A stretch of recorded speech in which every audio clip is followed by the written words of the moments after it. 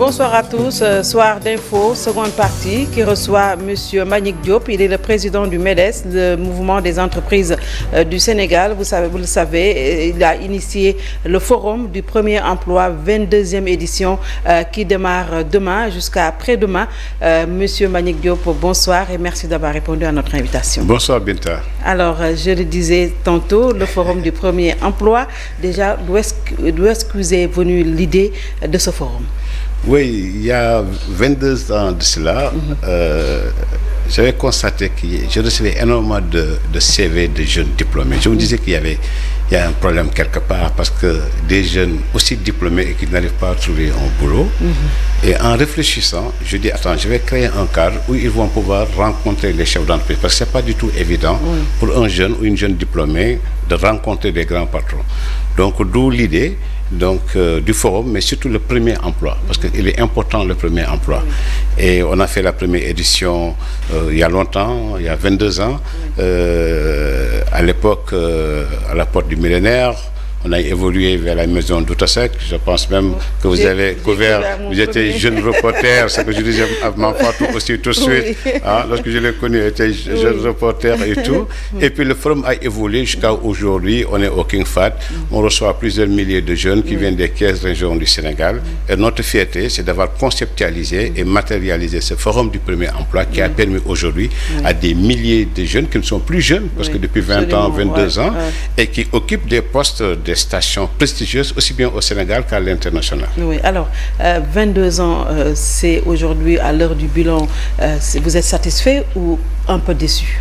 Non, mais très satisfait parce que c'est une initiative, je dirais même privée. C'est pas notre job, c'est l'État qui devrait le faire. Et puis une organisation patronale, sa vocation, c'est pas de faire du social, des forums, etc. Et peut-être j'ai cette vocation sociale en initiant le forum qui est gratuit aussi. Hein. Nous recevons des milliers de jeunes et personne ne paye un centime.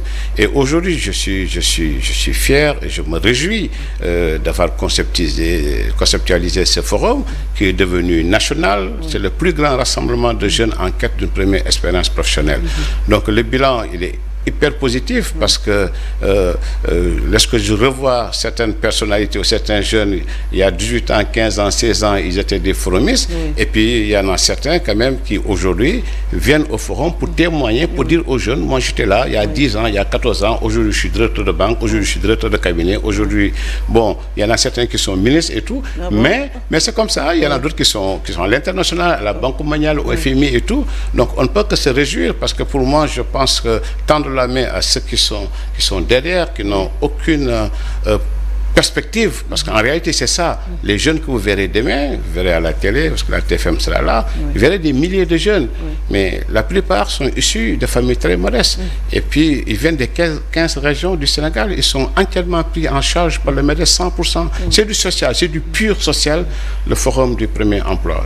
Et bon, moi je me réjouis de ce concept qui, 22 ans après, quand même, cette année, on a eu 5600 inscrits. On a été obligé de réguler pour ne pas faire de frustrés et permettre à tous les participants d'avoir au moins 2-3 entretiens et à la clé de décrocher soit un CDI, un CDD ou un contrat de stage. Est-ce que cela veut dire que vous venez de donner une réponse à ceux qui disaient ou ceux qui disent que le premier forum de l'emploi, c'est juste une rencontre de plus qui n'a jamais aidé les diplômés à trouver un emploi?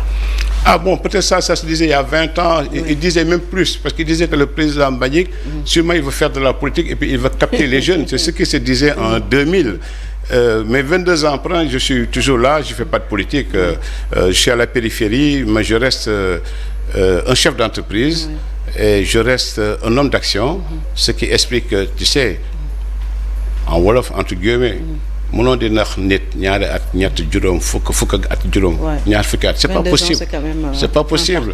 Et puis à chaque édition tu vois ces milliers de jeunes. S'il y avait rien derrière, ils ne seraient pas là. Bon, au Sénégal, comme je le dis dans mes interviews ou lorsque je suis à l'international, dans les grandes cérémonies, nous n'avons pas le culte de la générosité. Lorsque Binta est généreuse, elle est suspecte parce qu'il y a quelque chose derrière. C'est ce que je vous disais, parce qu'au départ on disait bon, sûrement il veut faire de la politique, il veut capter les jeunes diplômés, etc.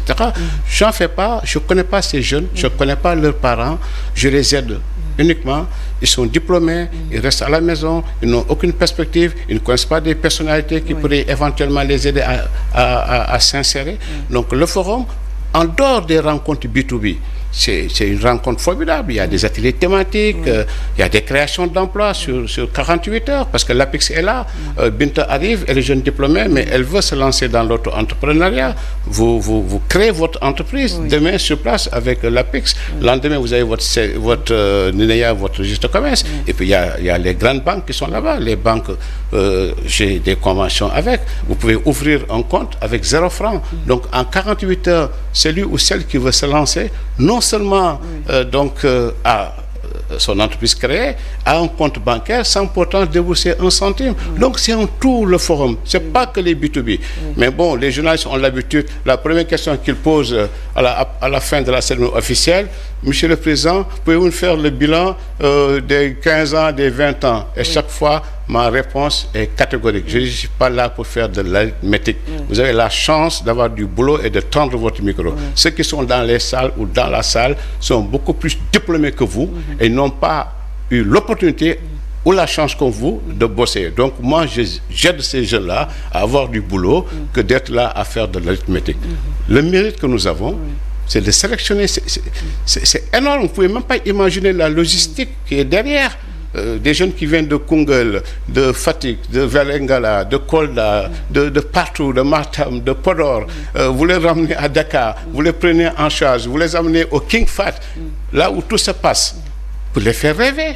Dans la vie, il faut rêver, ces jeunes. Moi, je vais reprendre la question de mes confrères, alors, ou consoeurs. Aujourd'hui, à ce jour, combien de jeunes avez-vous aidé à trouver son premier emploi? La réponse est simple. La réponse, elle est très simple. Ça fait 22 ans. Et en moyenne, c'est 1500, 2000 jeunes qui participent au Forum de l'emploi. Donc, chaque année. Si vous faites l'addition, la somme, donc c'est des milliers ou dizaines de milliers qui ont participé en 22 ans. Soyons modestes, prenons 1%. Ça veut dire, mais s'il y a 1000 qui participent, qu'il y ait 10. Vous savez, donc c'est facile à faire. Donc rien qu'un seul, dans les 22 ans, qu'on aura aidé à s'insérer, pour nous, c'est un bilan positif. Parce que Binta n'a pas pris l'initiative, l'autre patron qui est là n'a pas pris l'initiative, tous ceux qui ont les moyens, personne n'a pris l'initiative d'aider les jeunes. Donc, je n'ai pas une obligation pour dire l'arithmétique que voici, parce que le forum, il est ponctuel, c'est sur 2 jours. Mais derrière le forum, il y a ce qu'on appelle la Fondation Emploi Jeune. C'est la fondation qui organise le forum. La fondation, c'est toute l'année, parce que nous recueillons les CV, nous orientons les jeunes qui sont inscrits. C'est la Fondation Emploi Jeune du MEDES. Donc, cette fondation travaille toute l'année et c'est gratuit. Si aujourd'hui la TFM a besoin d'un caméraman, d'un ingénieur de son, etc., la TFM appelle la fondation. Pour chaque poste de monnaie, on lui met minimum 10 profils. Et puis c'est à la TFM de faire leur entretien. Comment ça se fait par rapport à la sélection, justement, et comment est-ce que vous parvenez à convaincre les chefs d'entreprise à se présenter chaque année? C'est là où il y a le problème. C'est là il faut se battre. Parce que les jeunes, eux, ils viennent s'inscrire. Même de loin, ils envoient leur CV, leur photo scannée et tout. Les chefs d'entreprise, bon, je suis dans le milieu. Je suis chef d'entreprise, je suis président d'une organisation patronale, donc j'ai beaucoup de relations. Mais des fois, c'est vrai, tu les agaces parce qu'ils te disent, mais Manick, nous ne sommes pas là pour faire du social. Laisse les jeunes se débrouiller, aller eux-mêmes, aller chercher un emploi. Mais chacun sa nature. J'essaie de les convaincre et j'arrive à les convaincre. Par exemple, pour cette édition, on a plus de 100 entreprises parce qu'ils nous envoient leurs besoins en ressources humaines. Et nous, par rapport à la base de données, quelqu'un qui veut un ingénieur en génie civil, dans la base de données, il y en a une 50aine. Donc, les 2 jours, on va faire ce qu'on appelle le matching. L'ingénieur en génie civil et la société qui évolue dans ce secteur-là, nous allons faire en sorte que ce diplômé puisse avoir un entretien avec le chef d'entreprise. Mais il n'est pas facile, surtout dans le contexte actuel. Ils se disent, mais moi, je n'ai pas besoin d'embaucher. Donc, j'essaie de les convaincre pour dire, bon, tu prends un, qu'est-ce que ça te fait, etc. Bon, du coup, l'un dans l'autre, nous arrivons quand même à capter beaucoup de chefs d'entreprise et de grandes entreprises qui viennent et ils sont impressionnés par le niveau des étudiants. C'est ça qui est impressionnant. Le moins diplômé a bac plus 2. le moins diplômé des inscrits. Voyez-vous les niveaux. Mais ils n'ont pas de perspective parce qu'il n'y a pas de boulot. Le marché de l'emploi ne peut absorber tous ces centaines de milliers de jeunes. Est-ce que vous avez pensé, après 22 ans quand même, à un peu changer votre méthode de travail, le canevas et tout, parce que vous l'avez dit vous-même, les contextes ne répondent plus au marché de l'emploi? Oui, on a fait la migration depuis longtemps, parce que le forum il est plus connu, mais nous avons initié et lancé ce qu'on appelle Afritech, qui est le salon des startups, qui est le premier salon aujourd'hui en Afrique de l'Ouest. Et ça, c'est pour les jeunes. Des génies. Et chaque année, il y a des prix, plusieurs millions que nous offrons à ces jeunes-là pour réaliser leur projet. Je vous ai parlé de la fondation Emploi Jeune qui encadre aussi ces jeunes. On fait beaucoup de formations de mise à niveau aussi pour les jeunes. On a ce qu'on appelle le Centre international des entreprises. On a fait beaucoup de déclinaisons à partir du forum du premier emploi. On n'a pas attendu 22 ans après. Nous sommes dans l'action. Si vous le constatez, on est dans l'action. On réfléchit, on y va, on a une vision et ce qui explique aujourd'hui l'attractivité même du mouvement patronal qui est le MEDES. Oui. Alors j'ai vu que pour les rencontres B2B, vous préparez d'abord les jeunes. C'est ça. Il y a un training à faire et tout. Je l'ai vu sur le net, comment ça se passe. Mais c'est bien, vous êtes bien renseigné, parce que ces jeunes diplômés, ils ont le trac lors des rencontres B2B. Ils perdent leur contrôle. Donc l'atelier training leur permet de les inculquer donc comment rédiger un bon CV. Des fois vous voyez un bac plus 5 qui n'arrive pas à rédiger un bon CV. Comment rédiger une bonne lettre de motivation, comment gérer surtout le stress, comment se porter, comment s'habiller, comment se dire, avoir confiance en soi. Moi, je ne suis pas un quémandeur. Effectivement, ils ne sont pas des quémandeurs parce qu'ils sont diplômés. Mais on le met dans la tête qu'ils sont des offreurs de services. Donc, on les prépare psychologiquement 3 semaines avant le forum. Donc, lorsqu'ils viennent au forum, ils sont blindés. Parce que les erreurs qu'ils ont l'habitude de faire et tout, on essaie de faire en sorte qu'ils éliminent ces erreurs-là et ils sont là en face de chefs d'entreprise qui ne voient qu'à la télé ou dans les journaux. Donc déjà, en voyant une personnalité que vous n'avez pas l'habitude de voir, que vous voyez qu'à la télé, déjà ça vous diminue. Hein? Mais le fait vous avez le trac. Mais le fait de les préparer, ils sont outillés. Ils sont outillés pour faire face aux entretiens d'embauche. Vous avez dit tantôt que vous êtes en train de faire ce que devait faire l'État, mais est-ce qu'en retour, l'État vous soutient, vous appuie par rapport à ce que vous faites? Oui, l'État nous appuie modérément. Et puis, je le dis, vous savez, le Forum du premier emploi traverse les régimes. La première édition, c'était avec le président Wade. La deuxième édition, c'était avec Modiadj Fana, Yorodé, ministre du Travail et tout. On a continué. Le président Macky Sall a présidé 2005, 2006, 2007. Hadjibou Soumaré l'a fait, Souleymane Ndiaye, Mimi Touré, Bou Abdallah Dionne. Donc, ce qui nous intéresse, c'est l'insertion des jeunes. Si l'État nous vient en appoint, ben nous sommes heureux. Si l'État n'est pas là, on continue. Est-ce que l'État vous vient justement en appoint? Oui, avec bon, je dirais pas symboliquement, mais on n'attend pas. Bon, qu'est-ce que vous attendez de l'État? Non, bon, l'État est là. À chaque forum, vous voyez, il y a les premiers ministres, des fois les chefs de l'État, les trucs, etc. C'est bien du côté étatique. C'est officiel. Mais cependant, le forum, c'est de gros moyens, je viens de vous dire, tous ces centaines de jeunes qui viennent des régions, qu'il faut accueillir, qu'il faut insérer, qu'il faut loger, qu'il faut héberger, qu'il faut transporter au King Fahd, il faut prendre des traiteurs pour leur pause café, leur déjeuner. Donc c'est une grosse logistique. Bon, l'État est là, quoi. L'État est là, de temps en temps, l'État peut appuyer peut-être 20% du budget, ou des fois 10% du budget. Je ne pourrais pas dire que c'est modeste, mais bon, nous prenons. J'ai quand même entendu le ministre de la Jeunesse, Pape Malick Ndour, pour ne pas le nommer, lors de l'atelier du training, dire que l'État sera à vos côtés.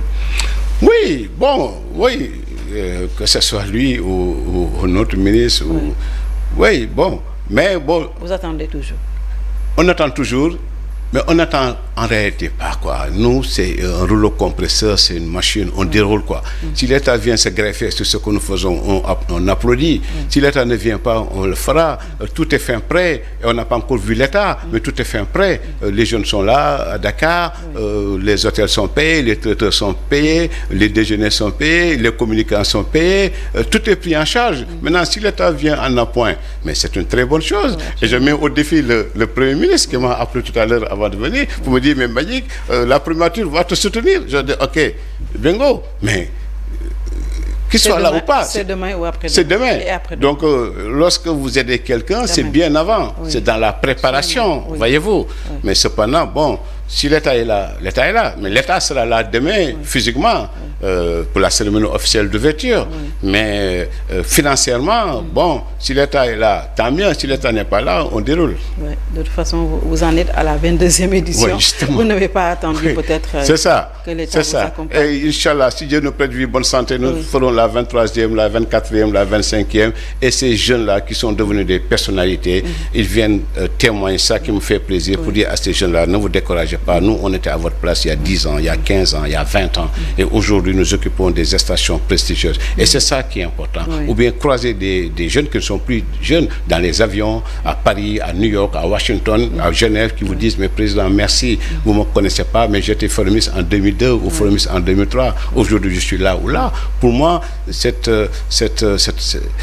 une récompense suprême. Voyez-vous, parce que aider quelqu'un ici dans nos pays, quelqu'un qui a un boulot, c'est 10 personnes qui sont derrière. Nos familles sont élastiques. Donc pour moi, je dis ça tout le temps, que pour moi, c'est le moment. Hein? C'est pourquoi lorsqu'on vient vous poser des questions, ça vous agace, quoi, parce que vous savez tout ce que vous avez dépensé en termes d'énergie, en termes financiers. J'aurais pu, comme tous mes collègues grands chefs d'entreprise, chaque année, avec le budget du forum, mais construire un immeuble R+5, +6, imaginez 22 ans. J'aurais 22 immeubles. Je serais rentier.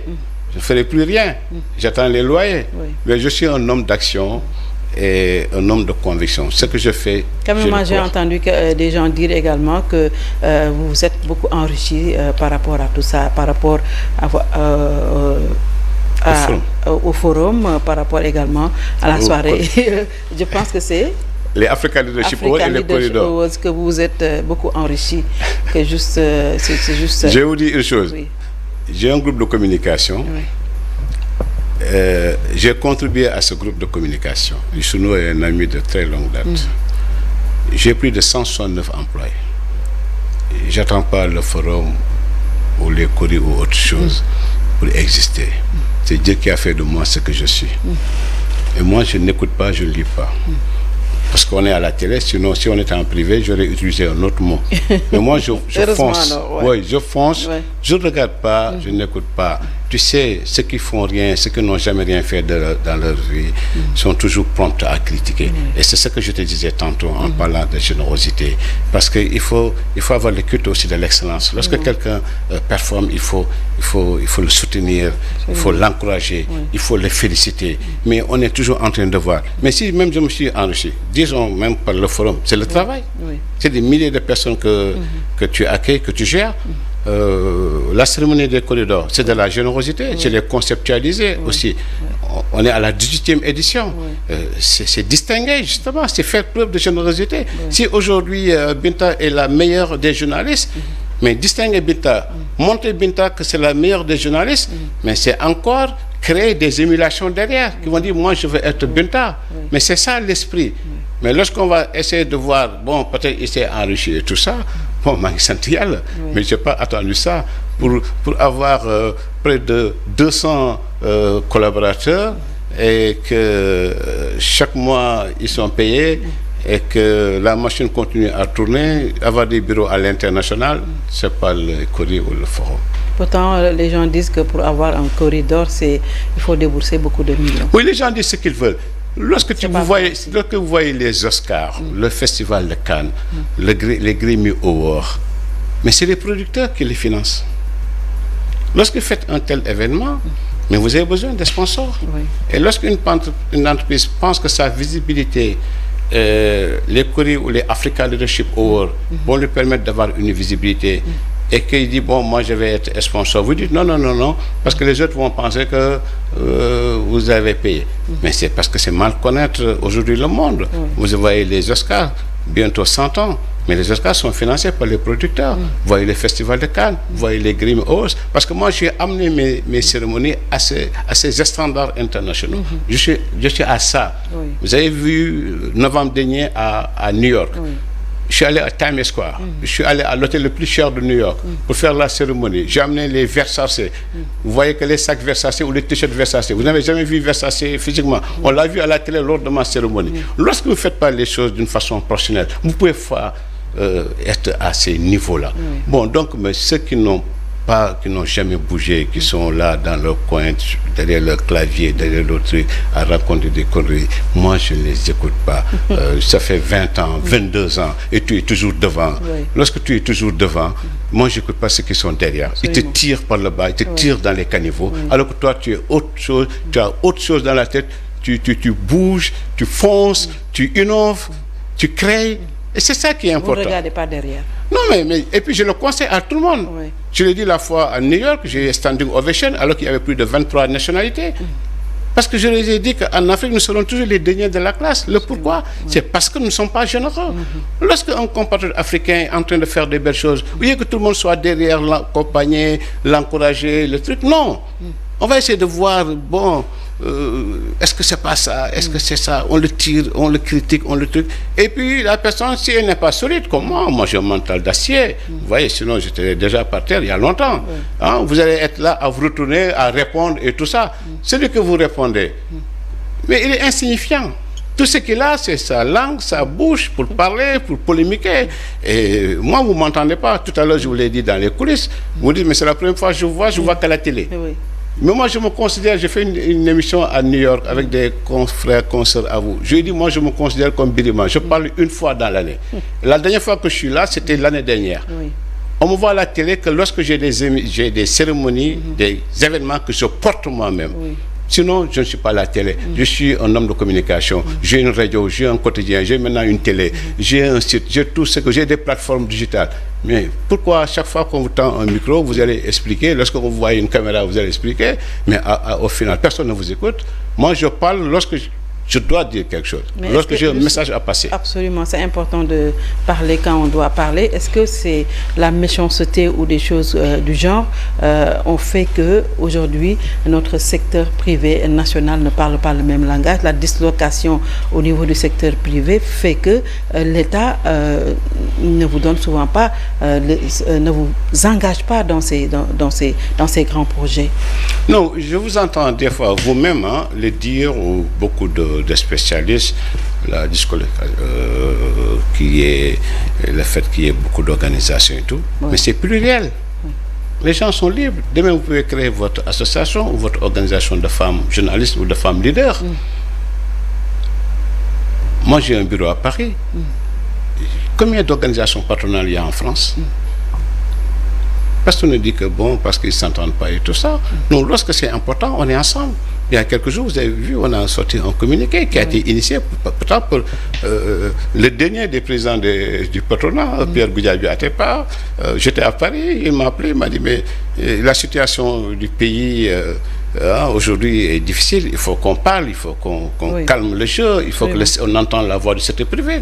On a dit oui, on a consigné le courrier, c'est sorti. Donc il n'y a pas de problème. C'est les gens qui se font des films. Bon, par rapport maintenant à la compétition, il est vrai que lorsqu'il y a de gros marchés, comme vous le constatez, comme nous tous, c'est les grosses entreprises internationales qui gagnent ces marchés, tout simplement parce que dans les appels d'offres, on met des garde-fous qui nous empêchent donc d'accéder à ces marchés.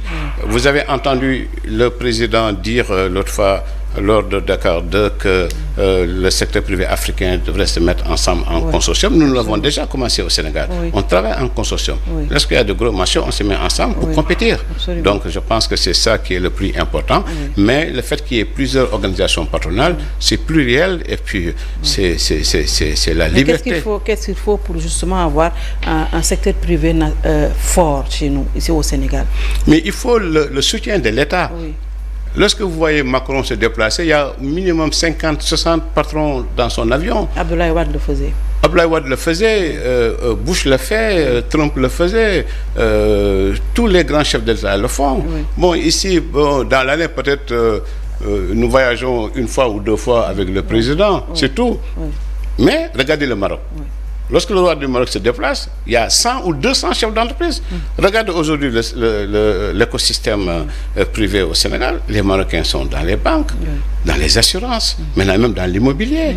Parce que le roi est là, il est devant, c'est le capitaine, il vient, il convainc nos chefs d'État, et puis on leur donne des marchés. Absolument. Si on avait ça, mais sur le secteur privé, serait ailleurs aujourd'hui. Mais on n'a pas le soutien ferme de l'État du Sénégal. Mais justement, pourquoi il n'y a pas cette volonté de l'État de soutenir son secteur privé? Parce que l'État pense que le secteur privé n'est pas solide.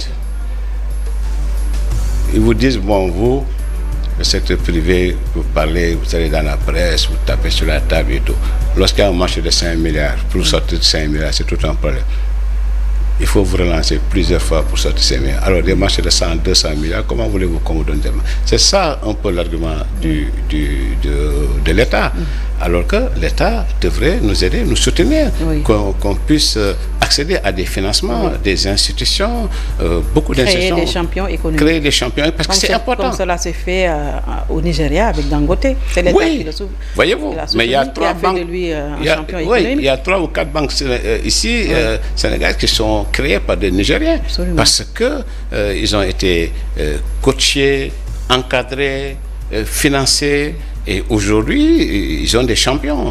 Bon, nous, les champions sont éparpillés. Hein? Il faut regarder à la loupe pour voir tel champion dans tel secteur. Et puis, on n'a même pas de capitaine d'industrie.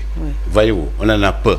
Les capitaines d'industrie qui sont là sont libano-syriens ou des Français, etc. Tout simplement, nous attendons le soutien de l'État. L'État devrait soutenir son secteur privé. Le secteur privé doit être fort parce qu'il ne faut pas que l'État oublie que les emplois, la croissance, absolument, ce sont les entreprises. C'est l'entreprise qui crée la richesse. Et dans un pays, il faut des champions. Mais des champions aussi, il ne faut pas qu'il y ait toujours des snipers en embuscade qui tirent sur tout ce qui bouge, hein, pour tuer tous les champions. Mais justement, est-ce que cette situation politico-judiciaire très tendue ne fait pas fuir les investisseurs quand même? Mais bon, ça c'est sûr que le contexte n'impose pas une sérénité. Il est vrai que tout le monde est inquiet parce que nous sommes en 2023, les élections présidentielles c'est 2024. Une année préélectorale. C'est ça. Et une année préélectorale, ce qu'on craint, c'est le chaos.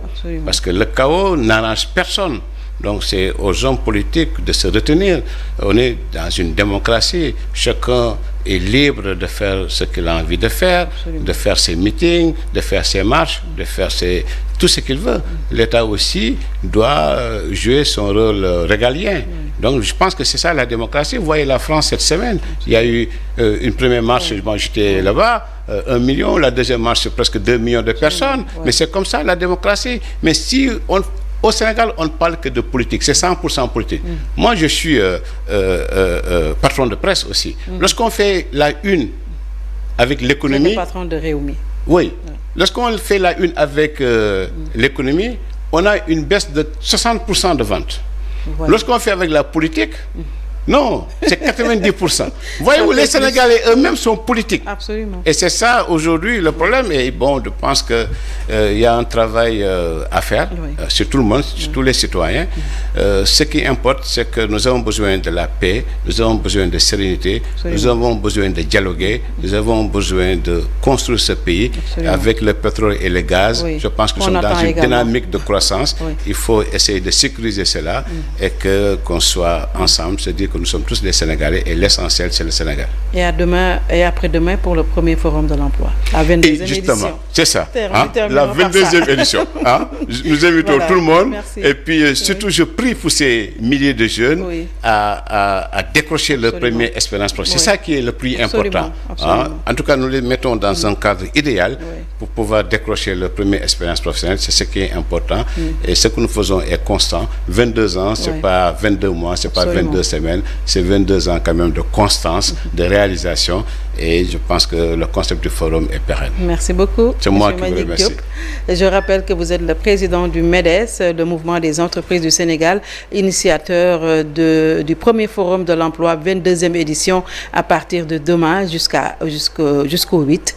Merci d'avoir suivi. Bien le bonsoir.